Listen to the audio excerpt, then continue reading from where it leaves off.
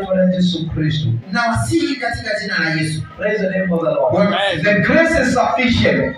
Neema ya Mungu imetosha. Because that is what Paul was told. Kwa sababu hiyo ndio Paulo aliambiwa. Praise the name of the Lord. The grace is sufficient. Ya kwamba neema ya Mungu imetosha. Praise the name of the Lord.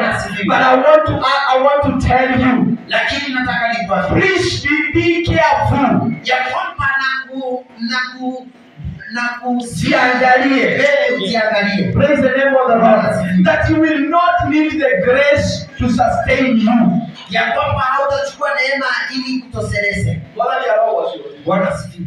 I'm not saying we are sustained by the grace. Tunatoshelezwa na neema. But I want you to follow me here. Lakini nataka unifuate vizuri. You don't need the throne to descend to you. Hatuhitaji kulipa ujumbe kwako. Then the grace comes. Alafu sasa neema ikuje. Bwana asifiwe.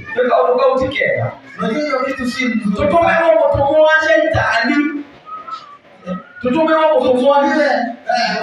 Wajumbe wa Shetani. Neema yake yetolika. Ili neema ya Mungu itutoshe. Bwana asifiwe. You don't know how to get.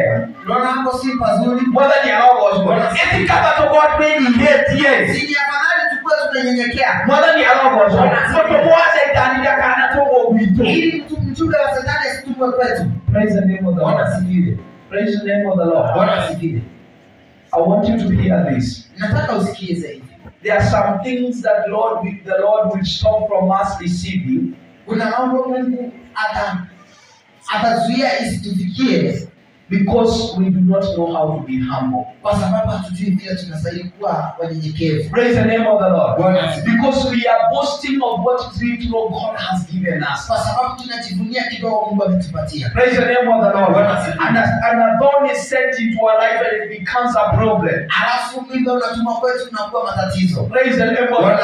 And then we start saying, may the grace of God be sufficient to our life. Alafu tunasema neema ya Mungu na itutoshe. Praise the name of the Lord. It is not good. Sio vizuri To be fighting Satan. Kupigana na Shetani. When you are doing the work of God. Wakati tunafanya kazi. And it is God who has allowed Satan to be fighting you. Na Mungu ndiye ameruhusu Shetani kupigana na wewe. Eti kama Mungu anaenda Shetani kwa mambo ya kawaida. Si heri kupigana na Shetani kwa sababu mambo ya kawaida. No mtikalo wale toto wewe ndio ndio akibia mbele yako ndio tumeiwa mtu mwacha Shetani. Usipigane kwa sababu ya kiberebere chako ndio maana tumetumiwa ujumbe wa Shetani. Praise the name of the Lord.